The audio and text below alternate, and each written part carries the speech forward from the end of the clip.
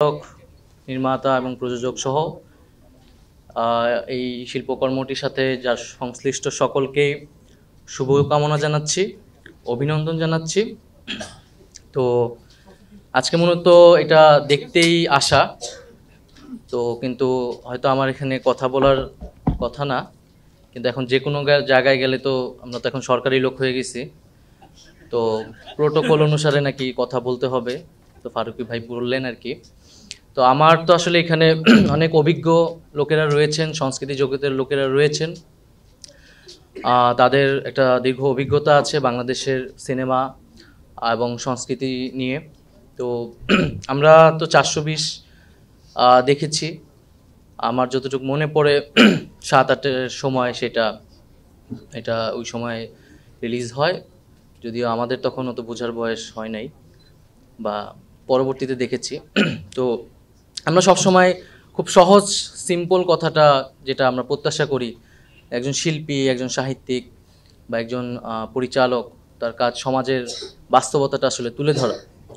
তো আমরা আসলে বিগত যে আমরা বলতেছি যে একটা ফ্যাসিবাদী সময় আমরা পার করলাম, সেই সময় আসলে আমাদের শিল্পী সাহিত্যিক বা আমাদের সিনেমায়, আমাদের সাহিত্যকর্মে আসলে কতটুকু সেই সমাজ বাস্তবতাটা ফুটে উঠেছিল, এটা আমাদের এখন আসলে একটা গবেষণারও বিষয়। আমরা হয়তো অনেক কথা বলতে পারিনি, অনেক না বলা কথাগুলো রয়ে গিয়েছে। তো এখন আমাদের সময় সেই কথাগুলো ফুটিয়ে তোলা। এবং ফারুকী ভাইকে আরও অনেক ধন্যবাদ এবং এই সিনেমার সাথে সংশ্লিষ্ট সকলকেই, যে এই সিনেমাটা আমাদের 5ই আগস্ট ঘটেছে, বিজয় ঘটেছে, এখন হয়তো আমরা অনেক কিছু বলার সুযোগ তৈরি হয়েছে, কিন্তু এই সিনেমাটা 5ই আগস্টের আগেই তৈরি হয়েছে, এটার প্রক্রিয়া শুরু হয়েছে এবং 5ই আগস্ট না হলেও হয়তো এটা রিলিজ হতো বা হওয়ার উদ্যোগ নেওয়া হতো, পারতো কি পারতো না সেটা হয়তো আমরা বুঝতে পারি। তো সেই জায়গা থেকে আমরা বলবো যে আমরা একটা ফ্যাসিজম আমরা বলি, এবং ফ্যাসিজম কেবল রাষ্ট্রের বিষয় না আসলে, এবং আমরা শুধুমাত্র স্বৈর শাসকের পতন ঘটিয়েছি এরকম না।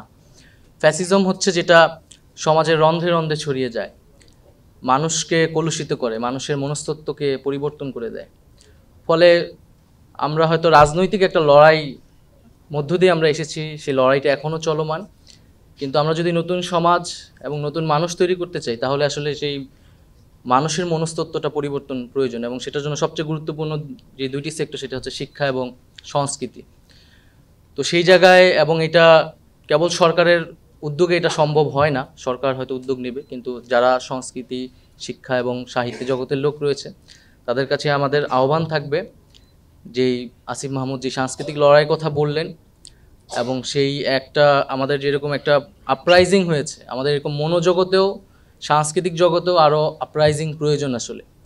বাংলাদেশকে নতুন করে ভাবনা এবং নতুন মানুষের মানসিক গঠনটা তৈরি করা, কারণ আমরা একটা ট্রমার মধ্য দিয়ে কিন্তু এখনও আছে পুরা আমাদের দেশ, আমরা এখনও আসলে সেই ভয়াল দিনগুলো ভুলতে পারি না।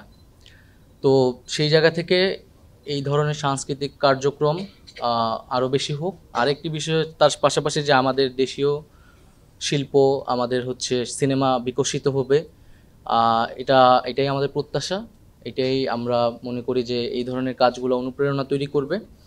তো সেই জায়গা থেকে এই 840 সেটার প্রতি আমাদের অভিনন্দন এবং শুভকামনা রইল, এবং সংশ্লিষ্ট সকলের সাথেই, এবং এটার আমরা সাফল্য কামনা করি, এবং সামনের দিকে আমরা এই ধরনের কাজ আরও বেশি দেখতে পাবো, জনগণেরও সেটাই প্রত্যাশা। তো সবাইকে ধন্যবাদ, আসসালামু আলাইকুম। আমরা তো যে লড়াইটা থেকে সবেমাত্র একটা ধাপ পার করলাম, সেই মাঠের লড়াইটা সাময়িক সময়ের, কিন্তু যেটা দীর্ঘ সময়ের লড়াই, যেটা সার্বজনীন লড়াই, সেটা হচ্ছে সাংস্কৃতিক লড়াই। এই সাংস্কৃতিক লড়াইটা ফারুকী ভাইরা করে আসছিলেন, এবং আমাদেরকে কিছুটা হলেও যতটা ওই সময়ে পারা যায় আমাদেরকে দেখানোর চেষ্টা করেছেন, বোঝানোর চেষ্টা করেছেন। থাকে না যে দেখানো একটা, কিন্তু মেসেজ দেওয়া আরেকটা, এটা আমরা পেয়েছি।